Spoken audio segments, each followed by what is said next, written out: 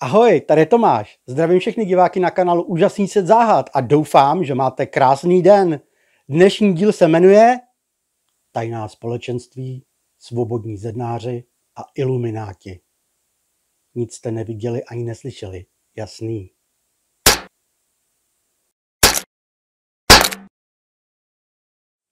No a teď vážně, pokud se vám tohle video bude líbit a já uvidím, že bude mít dost lajků, tak to pro mě bude signál, že chcete vidět další díl.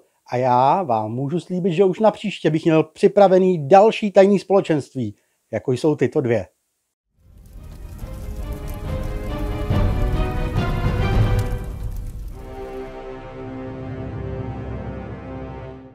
V dnešním videu vám povím o dvou nejznámějších společenstvích. Nejprve se podíváme na svobodné zednáře a nakonec na ilumináty. U každé z těchto organizací vám nejprve povím fakta, která jsou pravdivá a historicky doložitelná. A v druhé části vám samozřejmě odkryji i konspirační teorie, které je provázejí. Tajné společnosti vzkvětaly po celá staletí historie lidstva a do svých řad nabírali vždy vlivné a bohaté lidi, aby spojením sil znásobili svůj vliv na dění ve světě. Skupiny jako ilumináti nebo svobodní zednáři vznikly nejprve naprosto otevřeně a původně nebyly vůbec utajení, ale do stínů přešly až po vyhrocení situace a také z taktické výhody. Konspirační teorie obklopují takové skupiny po staletí a tvrdí, že tyto organizace se snaží získat peníze a udržet si moc, zatímco tahají za nitky vlády světa. Zde jsou dva skutečné příběhy o nejmocnějších tajných společností současnosti. Svobodní zednáři a fakta. Věděli jste, že 13 z 39 mužů, kteří podepsali ústavu USA, byli zednáři? Zakládající otcové tohoto řádu v Americe jsou George Washington, James Monroe, Benjamin Franklin, John Hancock a Paul Revere. Zednářství, jak ho známe dnes, bylo ale založeno již v roce 1717, kdy se 4 londýnské lóže spojily a vytvořili první anglickou velkolóži v čele s velmistrem. Zednářství se rychle rozšířilo po celé Evropě a do amerických kolonií. Svobodné zednářství není náboženství, i když členové jsou povzbuzováni k tomu, aby věřili v nejvyšší bytost nebo také jinak velkého architekta vesmíru. Zednářské chrámy a tajné rituály je přivedly do konfliktu s katolickou církví. Církev nejprve odsoudila svobodné zednáře v roce 1738 a vydala proti nim kolem 20 dekretů. Avšak v roce 1985 zednářský řád získal obrovskou moc a tak 200 let staré represe byly v tichosti odstraněny, protože se zvýšil i počet katolíků připojujících se k řádu zednářů. Pokud se dostanete do této organizace, budete v dobré společnosti. Mezi slavné zednáře patřil například Mozart, Winston Churchill, Davy Crockett, Franklin Roosevelt, John Wayne, Henry Ford, Colonel Sanders a mnoho dalších, včetně vlivných Čechů a Slováků. Nejznámějším symbolem zednářů je úhelník, kuržítko, písmeno G a někdy také vševidoucí oko, známé z americké bankovky. Písmeno G v srdci symbolu někteří teoretici interpretují jako představitele Boha, velkého architekta vesmíru. O vševidoucím oku se vedou debaty, že jej dlouho před zednáři používali Egypťané jako oko Horuse a vševidoucí oko se v renesančním umění opakovaně objevuje jako symbol křesťanství a boží bdělosti. Organizace jako Federální rezervní systém ve Filadelfii však tvrdí, že zednáři Henry Walls a Franklin Roosevelt si tento znak záměrně vybrali, když v roce 1934 přepracovali dolarovou bankovku, a to je fakt. Původní cíle zednářství byly svoboda, rovnost, bratrství, tolerance a humanita. Ale zda to tak je i v dnešní době, mnoho lidí pochybuje. Podobný scénář by se v tomto podobal předchozím templářům, kteří měli zůstat chudí a pomáhat slabým. A nakonec z toho vznikl mocný politický řád s neuvěřitelným bohatstvím. Zednáři se vždy scházejí v takzvaném chrámu. Jedná se například o speciálně upravenou budovu nebo jen uzavíratelnou místnost, která je vybavená zednářskými předměty a zařízena podle tradice a potřeb obřadů. Zednáři mají samozřejmě propracovaný systém hodností, od nejnižšího až k těm nejvyšším velmistrům, kteří rozhodují o důležitých věcech. Svobodní zednáři sloužili jako inspirace pro knihu a film Da Vinciho kód od Dana Browna. Zednáři a konspirační teorie. Tyto teorie obvykle spadají do 3 odlišných kategorií. Politické obvykle zahrnují obvinění z kontroly nad vládou států, zejména ve Spojených státech a Velké Británii. Náboženské obvykle zahrnují obvinění z protikřesťanských nebo satanistických přesvědčení nebo praktik vedoucích k okultismu.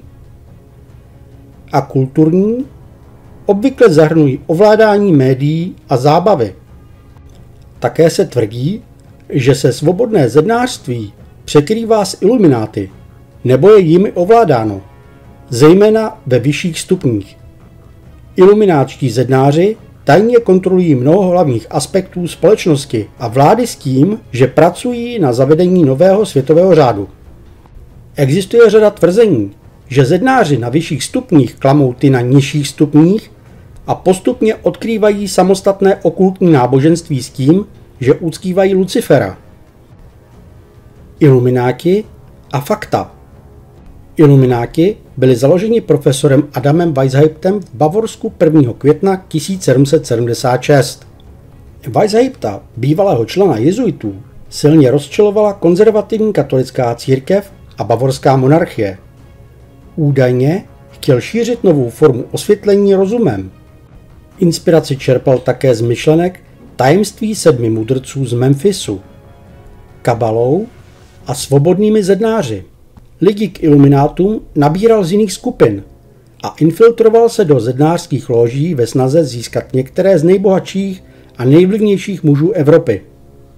Členové bavorských iluminátů byli rozděleni do 3 úrovní zvyšující se moci a byli dosazováni ze společenských elit, včetně šlechticů, jako byl bývalý zednář baron von Knigge anebo spisovatel Johann Wolfgang Goethe. Veškerá komunikace probíhala v šifře a členové dostávali klasické přezdívky. Například Weishauptova přezdívka byla Spartacus. Organizace vzkvétala, než ji zrušil Karl Theodor z Bavorska, který vydal edikt, který trestal členství v iluminátech smrtí v roce 1787. Ilumináti sloužili jako inspirace pro knihu a film Andělé a démoni od Dana Browna.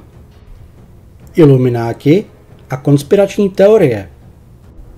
Není to tak dlouho, co bývalý kanadský ministr obrany Paul Hellyer tvrdil, že ilumináti jsou skuteční a ovládají svět.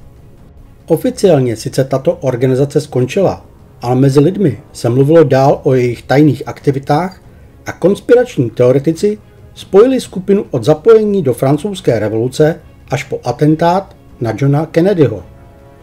Ilumináti jsou často podezříváni z různých politických atentátů, teroristických činů, vyvolávání ekonomické krize a dokonce systematické vládní represe. Někteří označují jak ilumináty, tak svobodné zednáře za nejbohatší a nejmocnější židy, kteří chtějí vládnout světu. Někdo, kdo je zastáncem konspirační teorie, věří, že tato elitní a tajná organizace se snaží vytvořit dominantní světovou totální vládu.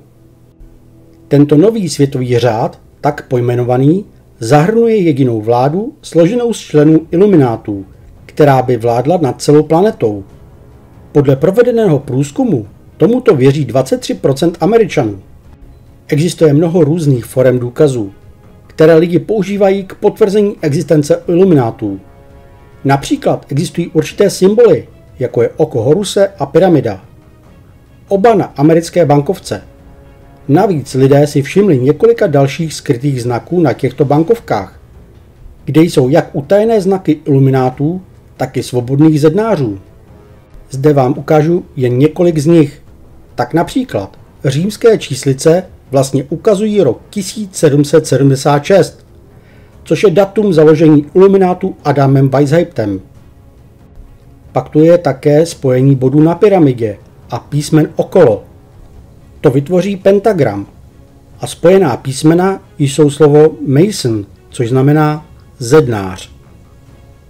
Dalším je latinský název Novus Ordo Seclorum, což je v překladu nový řád.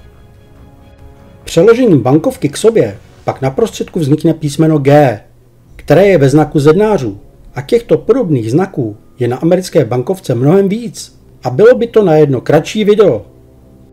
Ať už věříte na ilumináty a zednáře nebo ne, nemůžete popřít, že je to jedno z nejpopulárnějších spiknutí, které v současné době existuje. Nechám to na vás, rozhodněte se sami, zda to je pravda nebo není. Každopádně budu rád, když mi napíšete do komentáře dolů, co si o tom myslíte. Já doufám, že se vám video líbilo. Pokud ano, tak mu dejte like, sdílejte ho, oddávejte zvonečky, radujte se a oslavujte. Každopádně se budu těšit, že se spolu uvidíme u dalšího dílu. Mějte se zatím krásně.